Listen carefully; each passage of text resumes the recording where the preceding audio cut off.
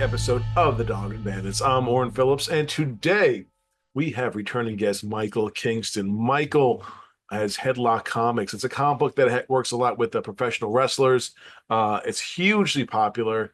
He's one of the hardest working men in the industry, and he's got a new comic out called Friday Night Bigfoot, working with a wrestler named Gangrel, David Heath, who, if you don't know who he is, look up Gangrel. He's an awesome, awesome wrestling character. This story sounds like a whole lot of fun. You don't need to be a wrestling fan to really get into it, as you'll see with this interview. It's always great to speak to Michael. So here we go, Michael Kingston. And we are so happy to have returning guest, Mr. Michael Kingston from Headlock Comics here. Sir, how are you? I'm doing good. We're in the back end of our Kickstarter, so it's kind of, dragging ourselves to the finish line, but doing pretty good. I say you've been quite busy this year. You've had a lot of projects, and we're friends on Facebook. I see you traveling pretty much every weekend all over the country, and they've been even all over the world at times. Yeah, I've been lucky. I got to go to Australia this year, which was excellent. I was a guest at Starcast, and Mhm. that led me to a scenario where I was able to pet koalas simultaneously with Bret the Hitman Hart, and it was fun. We were in the enclosure, and there was me and Brett and his wife and Chris Masters, and I was petting this koala, and Brett came up on the other side and was petting the same koala, and I was like, "Yo, I like the Heart Foundation, a koala petting," and Who it would have was thought pretty fun. 1,000 years you and Bret Hart would be petting a koala together? Of all the things that could happen. I know it's crazy. I have a very I don't know. I have a very weird existence for a guy that makes comic books out of his bedroom. But you're doing it very well. I mean, you're getting folks who want to work with you. You're getting, different projects going. Each one's a little different. It's not like it's the same thing each time. We're going to talk about this new one in a second, but how do you go about picking what projects, or what do you think is best for you? I mean, a lot of it is just a lot of it's very organic. Mhm. Um, people come to me with stuff. I come to people with stuff. It's just, every once in a while something hits you Right. and you're like, oh, this sounds cool. And then you try to think like I've had projects that I've conceived and I've approached talent with that Mhm. I thought would be right for it. And then I've also had talent come to me with projects, um, and vice versa. So it's all I just, I don't really have time to I'm always kind of just running for my life. And so things just kind of happen as they happen, and I sort of put my trust in the universe that it's the right stuff. I mean, and you work with a lot of professional wrestlers on these projects. Or are you surprised at how deep a well of talent there is in the professional wrestling industry to put together comic books? Not at all. I mean, they're storytellers by nature, and just having been around them now for over a decade, and that's just it's what they do all day. They tell stories in the ring, they tell stories in the car, they tell stories in the bar. Like they're just it's what they do. Even if they don't understand it, you know what I mean? It's just what they do. And so they understand story structure because of how they've been taught to put together matches and stuff like that and whatnot. So it's very, very easy. Honestly, it's fun to jam with people creatively that you respect. Like that's like the juice for me. Like I don't, I mean, I will lose money on a project if I got to work with somebody that, I really, really wanted to work with. And I've got some I got some wild names in the clip. So it's a weird thing, like I said, just for a guy that, I do everything for Headlock Comics that's not drawing. And, I co-create obviously with the wrestlers, but and I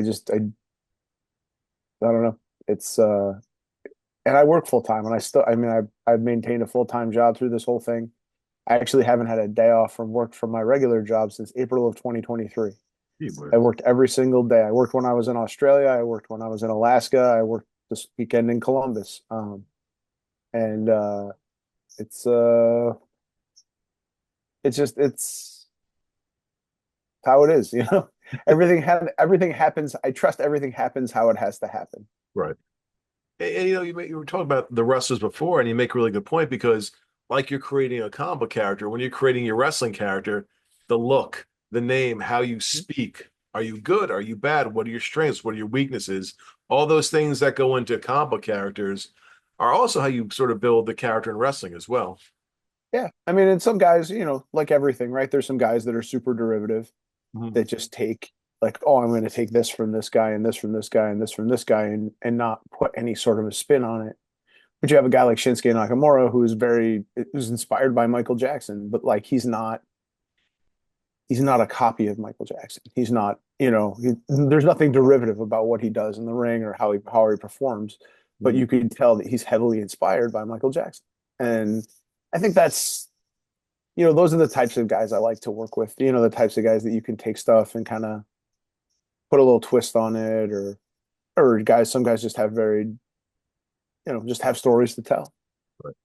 Well, this new project, Friday Night Bigfoot, I mean, you're working with Gangrel, who is probably as original a character as you're going to see in professional wrestling. It's someone who's kind of, I mean, there's been some name changes through the years, but he's kept pretty much the same thing and it's been successful the whole time.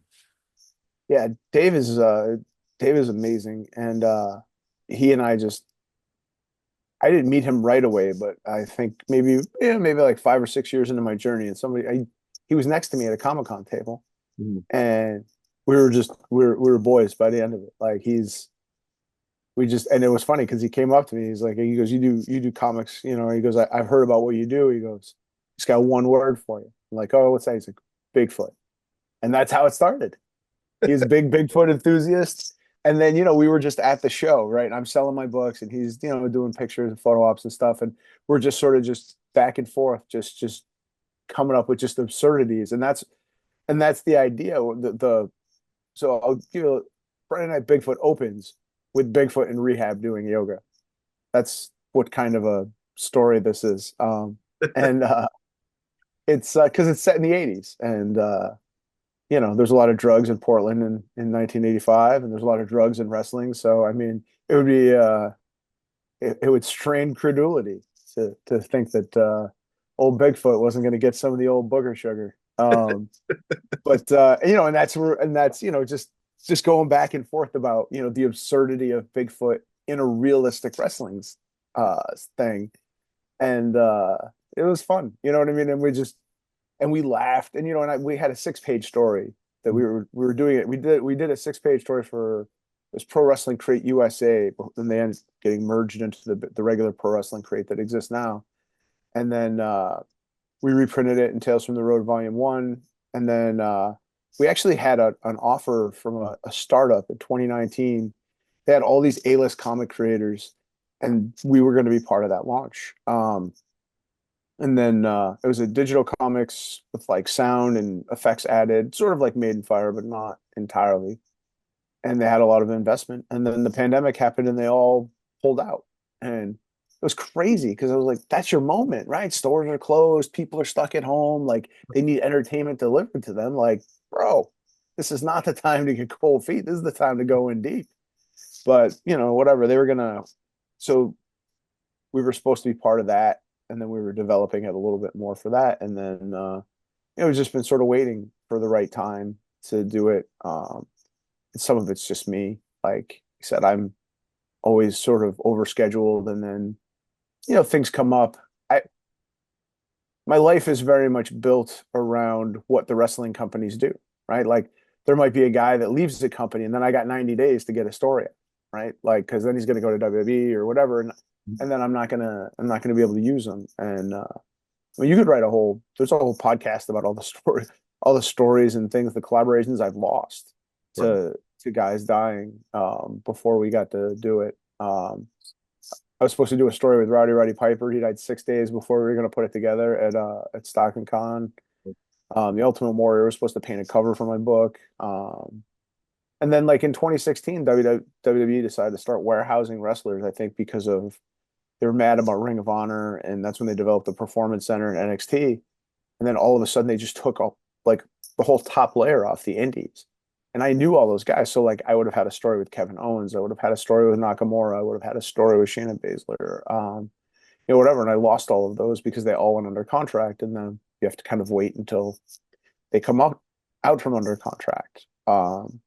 So it's I'm just like I always laugh that like wrestling and comics are like it's like Pacific Rim, like one's a giant robot and one's a giant monster, and I'm just in the rowboat like trying to stay afloat underneath them. So, things happen, and like my last book, I was supposed to do a story with Jade Cargill, and then You got some. the WWE offer came through. And so yeah, I mean there's an all-star volume of Tales from the Road of just missed opportunities. And that sucks, but it is what it is. We still are able to make cool stuff, and I don't really sweat it too much. And this one, I mean, when you guys started with the idea for this Bigfoot book, is it the same idea that's in the book now, or has it evolved and changed over time? I mean, it was really just sort of a rough idea at the beginning, and then started thinking about it, and like I like my stuff to be authentic. I mean, even though it's Bigfoot in wrestling, I want the story itself to feel real to the time and the place that it's set. And Portland had a very weird wrestling scene. Like Portland and Memphis were like the last two territories. Mm. Memphis because of the sheer drawing power of Jerry Lawler, but Portland was a little different, and they had the athletic commission, and WWE didn't want to pay taxes and do all that, and so they stayed away from Portland for a long time. But they Portland was a very unique territory, and so we're setting it in 1985 in Portland, and trying to be uh, authentic to the time and the place, and just just inserting Bigfoot into that. um, I mean, obviously, we're not using real names and real companies and stuff, but you can kind of get the gist of what, and that's sort of the starting point of it's 1985 in Portland. This guy's got a family-owned promotion, and it's sort of challenges from all sides. His father's died. He's the middle brother, and he's the one that's promoting. And then you have drugs coming in. You've got an outlaw promotion kicking up, and then you've got this sort of WWE style promotion coming in, just to run them all over. So it's in that spirit, like what would save, Portland back in the day, Don Owen was the name of the promoter. Like what would have saved him? What could have saved him from somebody as resourced and as powerful as WWE? Right. When they were coming through in the 80s with WrestleMania and the glitz and the celebrities and everything. And they're just this sort of gritty, wrestling territory that, people would go to on the weekends to sort of, forget about their work week and sort of blow off steam and whatever, and smoky rooms and all that. Mhm. So it's so we're thinking about that, like, well, what if you had Bigfoot, like, and what would that look like? And then if Bigfoot was wrestling, like, you know, there's a lot of tough guys that come into wrestling, and big, tough, strong alpha male dudes or whatever that get seduced by the limelight, and they get seduced by the lifestyle, right? Does that happen to Bigfoot? I mean, he's been spent the last whatever X amount of years in the woods by himself, right? So like, what's that like to all of a sudden have this adulation and to be around all this? And I Mhm. mean, obviously the crowd, I mean, everybody just thinks it's a guy in a suit because it's wrestling, right? Right. But obviously it's really Bigfoot. And that also has, Bigfoot has a reason for wanting to be out of the woods. And then obviously there's reasons why everything happens. Now, are you looking at this as a straight one shot, or can you see this kind of evolving and going through different periods of Bigfoot and wrestling's, career? It really kind of depends. I mean, I have a couple of different ways to do it. It really kind of depends on how people take it and how they want it to go. You know what I mean? And I think some of that depends on the readership, right? Do we end up getting a lot of wrestling fans? Do we get a lot of Bigfoot fans? I mean, is there a mix of both? Like, is there a line we got to walk, or is there one side and I've developed a couple of different scenarios in my mind. I think, I have a rough idea how the first sort of 10 to 12 issues would be. Mhm. And then from there, we kind of see how it goes, and, how we want to take it. Obviously assuming people allow us the ability to tell that story for that long. Right. So, which I hope they do. My question for you is like, because when you're doing a book like that, it's almost like a pilot episode. You want to catch people with it. How do you put everything you want in the book, but not put everything in there as well? So it's not overwhelming for people. It's just enough to hook them in, and sort of edit yourself as to, okay, I can just go with this. I mean, I think of it like almost like a almost like a prestige cable drama to a certain extent. Mhm. And it's just very easy, like from that sort of standpoint, it's very easy to sort of tell that story. Like you have the promoter, right? And he's got so his oldest brother is the champion, his youngest brother is a hot young rookie, and there's a lot of years in between them, and there's a reason for that too.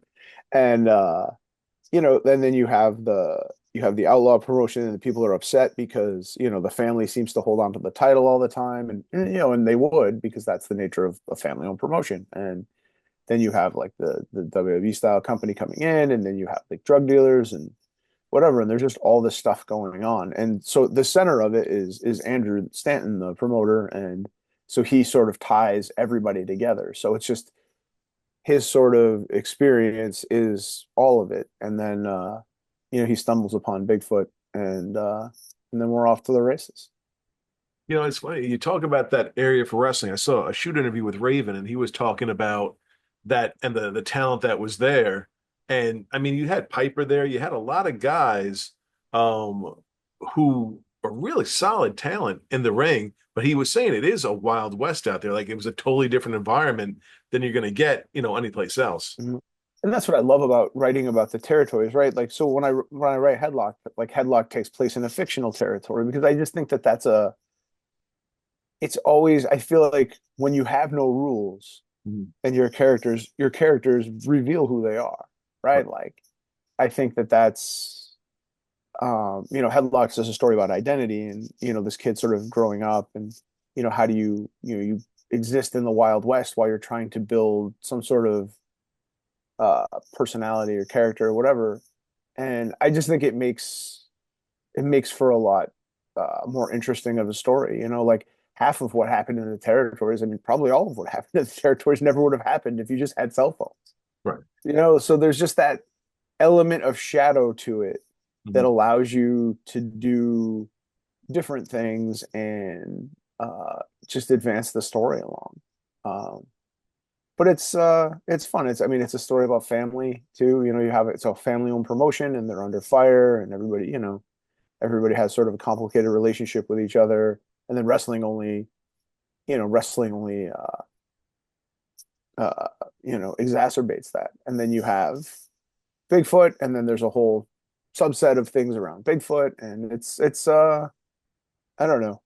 It's not like I don't know. Like I always like in my brain as I started writing it, I was like, this kind of has like an Ozark feel to it, where like you have Michael J. Was not Jason Bateman, and like there's just 1,000 things that he has to deal with all at once, and I kind of got that sense when I was writing it. It just sort of came. I was like, oh yeah, this kind of feels like he's got a problem with everybody. Right. So, and Bigfoot's the answer. What I like about your work so much is like, not only is a wrestling fan, the authenticity you bring to it, but they're books that have wrestling in them, and there's a bigger story that's going on. Wrestling is a part of what's going on. It's not, you do not have to be a professional wrestling fan to read these and be like, okay, it has to do with wrestling, but there's a lot more elements. There's a lot of layers going on besides just that.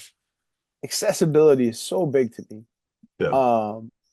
Like, I mean, when you think about like comics, superhero comics, whatever, obviously the medium of comics is fine, but like, superhero comics are, that's what I grew up on. And like everybody had a different entry point to them. But like, back then there was one Spider-Man book. So you could kind of you'd read Spider-Man, and if you didn't know what was going on, you could buy the back one or buy the next one, and eventually you'd figure it out. But I mean, now there's like it's so hard to understand. Like a friend of mine asked me, she had an 11-year-old son who loved the MCU, and she wanted some comics for him. And I was struggled to like, what could I buy Yeah. for an 11-year-old that isn't burdened with continuity he doesn't know, that is vaguely familiar to the thing that he loves. And it's tough. Like, and I always wanted, like, I've had a ton of people buy Headlocked who never watched wrestling, and I talked them into it. And, I always tell people, I'm like, you watch Rocky, right? How much boxing do you watch? Right? Like, and that's the trick, right? It's about wrestling, but it's not a wrestling comic. I mean, but it informs informs the story. And Headlocked wrestling, the craft of wrestling is sort of the story, and then the business of wrestling is sort of the bad guy. So it's, it's a whole way of doing things. But I just like I tried to I haven't read superhero comics in a very long time, and just the dirty secret, right, about making comics is you never have time to read comics. Right. Um, I mean, and every once in a while I'll pick one up and I'll be like, man, there's an infographic on the inside cover. Like, how do you ever gonna get a kid to pick this up? Like, it's nuts. And so I just want all of my stuff to be accessible to people. I try to explain enough about what they're reading. So, and you try to do it obviously in a way that's not didactic, but like just, hey, this is what wrestling is and whatever. So people can follow it. I mean, that was a very conscious choice to make in Headlock, to make Mike Hartman a theater major who drops out of college, and he's starting on day zero. So you don't need to know anything about wrestling because you're going to learn it through him. Right. But also, if you know wrestling, you probably don't know it on the level that we're going to discuss it, or on the craftsmanship level. So you're going to learn something if you're a hardcore fan too. Right. So I think about all those things when I'm telling a story, because I think it's important. I think you don't get a lot of there's so many options for people to do stuff to entertain themselves. I mean, and it sucks. I mean, some people, I'm not saying you got to spoon feed people, but you can't make it too difficult, Right. because if people are like, what is this? Then they're going to just put it away. And then they're going to play Fortnite or watch, videos on YouTube or whatever else that people do to entertain themselves. So it's a big As deal. as a writer, how have you seen yourself evolve through this whole process? Um, I think it just so I have a biochemistry degree. I Mhm. taught myself how to write. You know, I I've read a few books or whatever, but like I didn't take a lot of writing classes in school. It's just about to me, it's just about the story. Like I think if you can tell a story, you can tell a story. Um, I'm probably not as technical, but I also think that that works in my favor because, I listen to comic book people all the time complain about how Comic Cons aren't for comic book fans anymore. Mhm. But like, I do great at everything. I was just at GalaxyCon Columbus this weekend and I killed it, right? Like, but I also make my books, you know what I mean? Like, I make my books so everybody can read them. And I Mhm. think sometimes you can just write you can just write through your audience. And it's tough though, because the direct market audience that you have to appeal to has seen everything and done everything and read everything. So like you have to make it interesting for them, but then I think it also serves to make it somewhat impenetrable to people from the outside. Mhm. So it's a it's a line to walk. So I try not to get too caught up in the weeds. I just try to tell my stories, and just I like to feel like I've gotten better at it over the years. The one thing that I love the best is the medium of comics, because there's no limit to anything. And that's what I always sell the wrestlers on when we're talking about stuff. So I'm like, we can do anything. There's no budget. I mean, obviously there's a page budget, but like there's no like, hey, we can't film this volcano because we don't have the money for it, or a spaceship or something. Like we can tell any story we want in any way. So, you have these guys that have this just unparalleled creativity, and you have the limitlessness of comics. And then, you know, we have, I mean, I think for a company that largely does wrestling stuff, I mean, we have a very diverse collection of stories. And have some slice of life stuff. We have some horror stuff. I mean, we just put out Vampiro, which is underground rockabilly guitarist hunting monsters and whatever, just grindhouse, you know, thrillbilly kind of whatever. And it's all different. But yeah, I don't know. I just think being around so many storytellers my whole life Mhm. just kind of got me where I need to go. And they'll tell you, the wrestlers aren't shy. If they think something sucks, they'll tell you. Right. So, but you also have to be able to be confident enough to tell them if they're wrong. So, I'd say right there with Vampiro, talk about stories. A French Canadian who spent a lot of his career wrestling in Mexico, then comes to the States and does well there. But I mean, he's been all over the world. He's That's a man who has a ton of stories to tell, who's experienced pretty much everything and anything in this business. And Vamp is, I mean, he's into like occult stuff and like magic and whatever. Like he's unusual in the best way possible. Mm. Like it's impossible to have a boring conversation with Vampiro. Like it's just because he's just gonna take it in place. He's gonna say things to you that you never heard in your life, and whatever, just with an earnestness. And it's awesome because it for me it just pushes my brain into different directions. I'm like, oh well, maybe we get to the next arc. Let's putz around with that. Let's explore that. You know what I mean? Like it just it's it's so much fun. I mean, and that's really, I mean, that's one of the things that I love about wrestlers is there's nobody that thinks like them. I mean, their whole life is the most unconventional existence possible. And I mean, they had to, they make a living by training their body to ignore their natural defense systems, right? Like when you fall, like you have to train yourself not to put your arm down to brace yourself and Right. whatever. So like, like that just adds an element, like of just being around those people. Like you can't help but I don't know, be inspired and but also right, like they'll get mad about the simplest thing in a match. Like we'll be watching a match and be like, oh, he shouldn't have done that, right? Because that, why would he do that? Like so they're detail oriented too, which is I think cool. So it's fun. They've been excellent mentors, you know, and I've been super super lucky to have the career that I have. I mean, how cool is it for you as a fan? Because, I see the pictures. These are big names who are sitting with you at your booth, who want to be a part of this, who, like working with you. I mean, it must be so cool for you when these guys come up to you and be like, "Hey, man, I really dig your stuff. Like, would you ever be interested in da da da da?" And they're coming to you. Yeah, no, I mean, it's unbelievable. Like when I was younger, like Hurricane was my guy because he was the superhero guy, whatever. And now he's one of my best friends. Like we send each other messages like every day. Mhm. And Jerry Lawler's like one of the most famous wrestlers in the history of the world. He's done everything, right? Like, I mean, I stayed at his house like 2 weeks ago. Right. I mean, as a wrestling fan, it's unbelievable. And then, I mean, the other thing that it does for me is those guys give me a credibility with people that I wouldn't necessarily get. It's just a guy that makes indie comics, right? Like this past weekend, I was with Jerry and we were in the green room at GalaxyCon and we bumped into Kiefer Sutherland who was playing a guitar.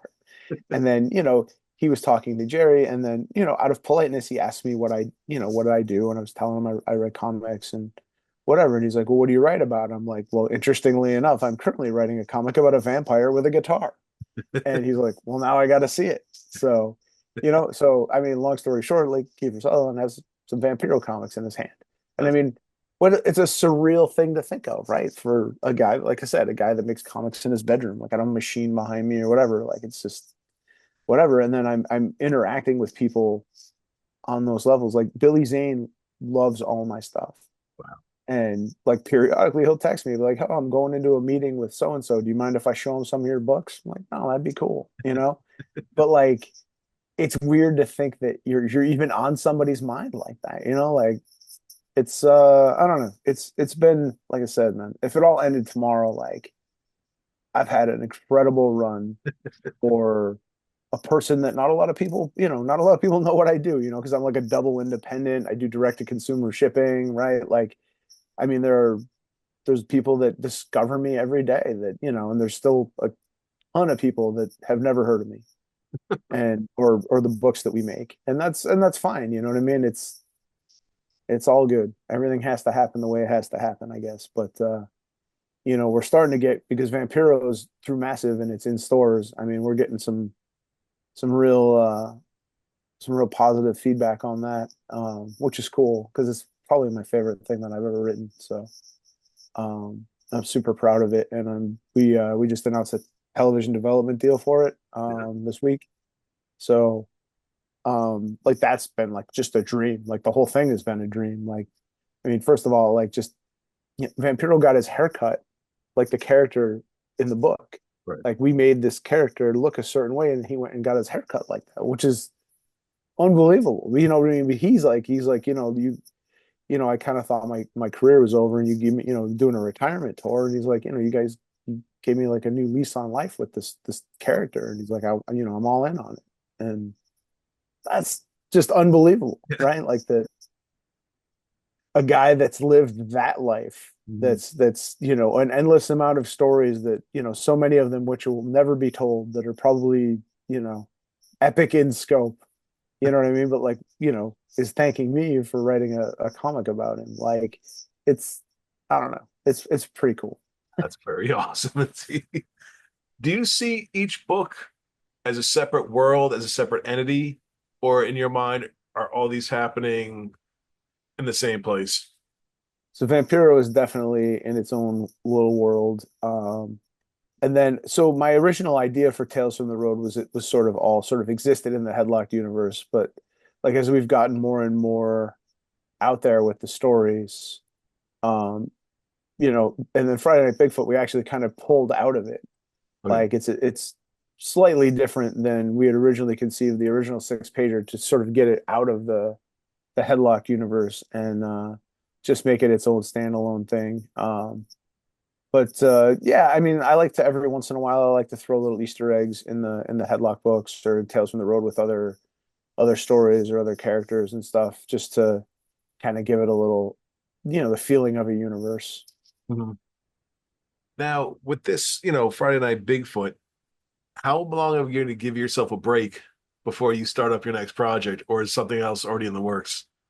Yeah, I'm in the middle of seven projects right now. I'm obviously working on Vampiro Mhm. and then Bigfoot, and we have I'm working on Tales from the Road Volume 4. I'm working on Headlock Volume 5. And then I have two other projects that I can't talk about yet, and then I have another one that I'm developing. Um, so I don't know. On some level, like, I'm very glad that I've had the creative freedom I've had.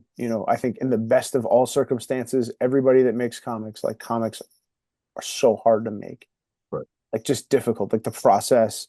You know what I mean? From Tom King and Scott Snyder right on down, right to me making them in my bedroom. But so I'm glad that I can make the stuff that I want to make, and I don't have to be so editorially handcuffed or tied into crossovers or movie releases or whatever. Like, I'm just doing what I'm doing and telling the stories I want to tell, and that's important to me. Um, but there are days where I'm like, man, like, how much more I could do. Like, I've got like another idea that I really, really want to get going off the ground, that I am in love with. It's a completely different thing than any of these things either. Um, yeah, I don't know if I would ever even take work from Marvel and DC if they came, unless I would do a Thing wrestling comic. I actually had Ed McGuinness and I had a pitch in for a Thing wrestling comic back in 2019, and then the pandemic sort of wiped it all out. Which was unfortunate because I love Ed, and I would love to have, like, we had an incredible series lined up for that, but it's Marvel's a whole machine. Um, but it's fun. Yeah, I just want to make the books I want to make, and I want to make them with my friends and people that I want to make them with, and that's all I really want to do. I mean, I've got to see the world. I grew up poor as shit, right? Like, I lived 2.5 hours north of New York City. I didn't go to New York City until I was 31 for the first time. And it was for a wrestling show for Samoa Joe and Kenta Kobashi at the New Yorker Hotel. Wow. Um, but now I've got 8 states left to be in, right? And that's all because I decided to make wrestling comics. And it's been great. So I got no complaints, but I mean, I'm probably just gonna do it until I drop. Well, let me ask you this. I mean, because you have so much going on. I mean, these are big projects. You talk about the TV stuff, you talk about all these other books. Could you ever see yourself, I don't know, outsourcing to other folks under the same, headlock banner, but having other people do stuff under that? Or are you just enjoying this so much that, right now you just want to take control for these things?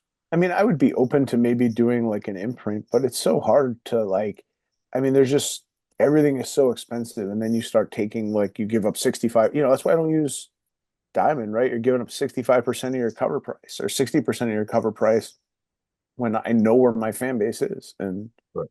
I know where the wrestling fan base is, and I know how to, where to sell them to them. So it's it's just sometimes it's just a question of economics. I mean, I would love to have the extra time to just write and to do shows. I mean, I love conventions.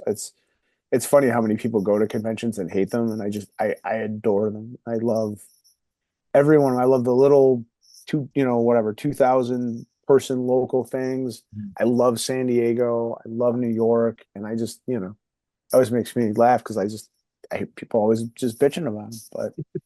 But and some of it is just again like people you gotta be smart about how you do stuff, right? Like I don't have the bandwidth that a lot of people have, but like, so we're funding a 36-page book, and it's so we have a $10,000 goal, which we've hit, but like I know I'm not going to do that just selling $10 comics, right? So we made a shirt that is unbelievably cool.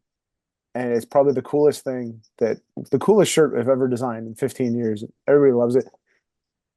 And we got some metal covers and stuff. And, I think about that. And I see people sometimes that have crowdfunding campaigns and like the increments are just 10 and $15. And to, I mean, art is expensive. Mhm. Printing is expensive. Like, so I'm just always thinking about how I can do things differently, how I can make how I can increase my revenue, how I can get my books. Because once the content's financed, you're good to go, right? Like you can just keep printing them forever if you gotta.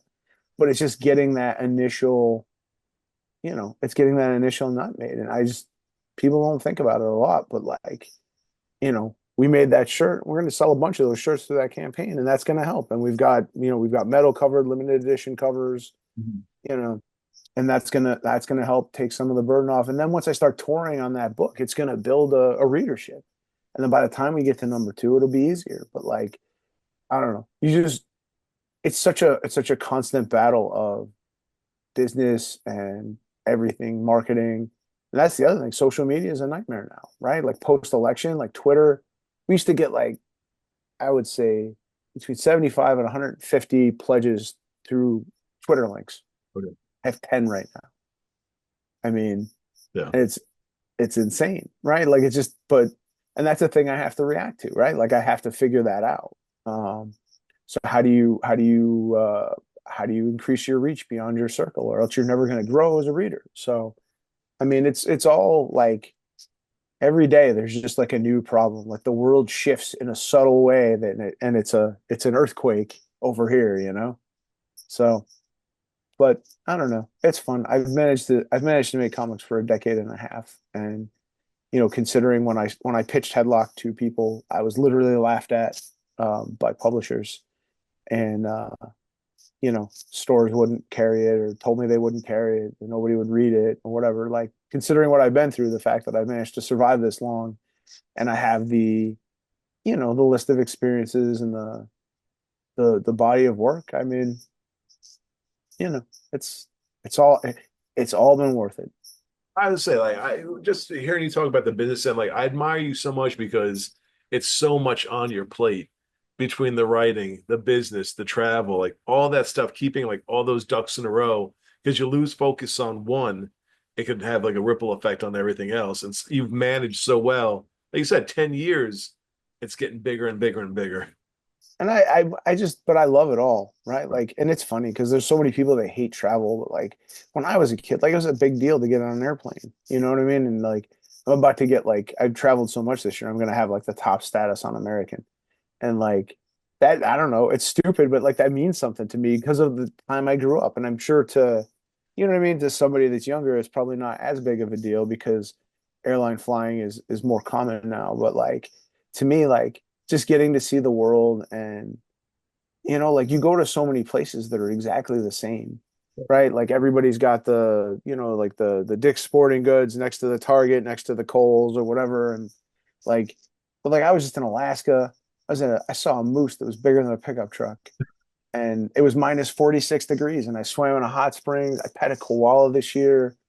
With Bret I Hart. mean, with Bret Hart, right? I mean, I've just seen I've seen so many things, and I spent so much of the first 2/3 of my life in in my small town, in my small, my school with 100, graduating class of 106 and whatever, you know what I mean? And now I've got to see everything, and that keeps me going. And I meet people all the time. You do a show a second year, and people come back and they remember you, and they want to buy more stuff. And I mean, all of that stuff it just makes it all worth it. I had a I manage a I'd say I have a full-time job, but I manage a fleet of truck drivers. This is a very busy time of the year. It's holidays, right? And the drivers I have work for Target, Mhm. and we had a horrendous weekend. So I had GalaxyCon, and then I slept 6 hours across Thursday, Friday, and Saturday. I was zonked.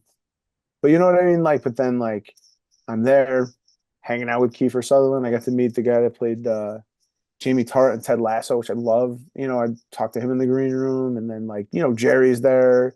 We're hanging out, and then like people, I'd done Columbus my third year, so people were coming back. Oh, I'm so glad you're here. I love to see your stuff.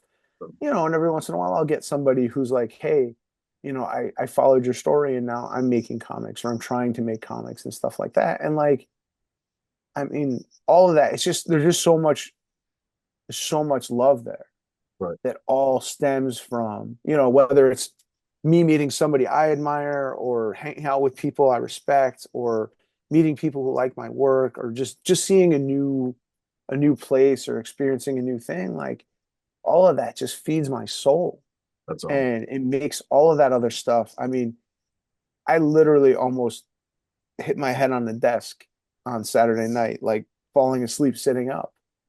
But and you get through it. It was Right. a fun story. But when my flight home on Monday, I got on the plane and I fell asleep, and I didn't like the whole plane was empty by the time they woke me up. Like, I slept through boarding and deboarding and takeoff and landing and everything, and they like shook me, and I was exhausted, and like I was so foggy, and I got up and I'm like wandering through the airport like Captain America, just getting out of the ice. I'm like, what year is this? Who's your leader? It's but yeah, it's I don't know, my life isn't boring, and like again, like it's all love, man, and I love making comics, and I love the medium. I love, a lot of the people who make them. Um, I had a ton of my friends at in GalaxyCon Columbus, so I get to see them, and it's just I don't know, man. It's all good. It's so much better than anything else I could be doing with my time. Amen. That's awesome. So, how could fans find out more about Friday Night Bigfoot, get involved with it? You can go to Kickstarter and search Friday Night Bigfoot. We also have pictures and links up on all of our socials, which is headlockedcomic.com, on all across the board on everything. We have 7 days left.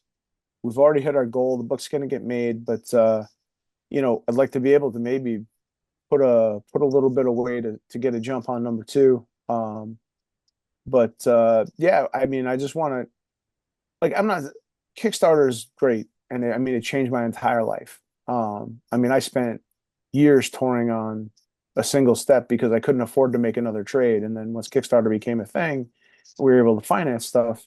It just now this is I put out eight trades, so it's uh but to me it's a pre-order, right? Like I want people to I want you to wait till the convention, right? Because this is the way that helps us the best. This is what gets my artist paid. This is what gets the printer paid. This is what me, at least allows me to have books in my hand. I don't have any money in my pocket, but books that I can sell, and everybody's paid and everybody's happy. Um, so yeah, you can get a digital comic for as little as $5, and we have four different covers. I have a Maria Wolf variant. I think Maria Wolf is if she's not the best cover artist in comics, she is on the Mount Rushmore. I think Dan Panosian's killing it lately too. Just I don't know what happened with that guy. Like, I always loved his art, and like he just found another gear like all of a sudden. It's amazing. Definitely somebody I want to collaborate with at some Yeah. point. But yeah, we got a lot of cool stuff. I mean, and we try to keep everything reasonably priced. We have the Bigfoot kayfabe shirt that is awesome. We have a drink tumbler with the same design on it.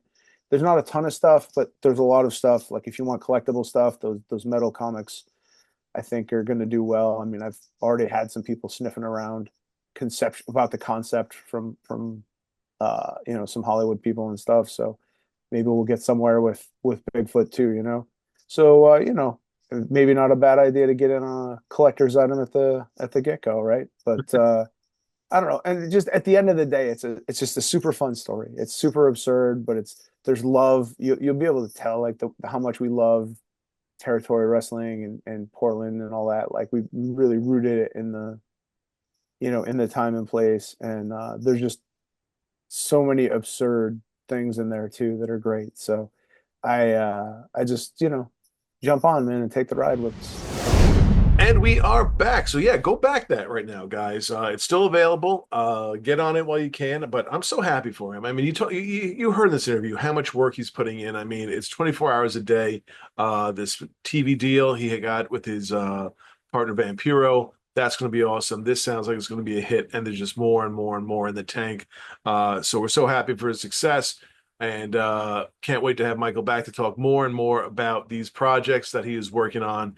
But it's also cool to talk wrestling with someone as well.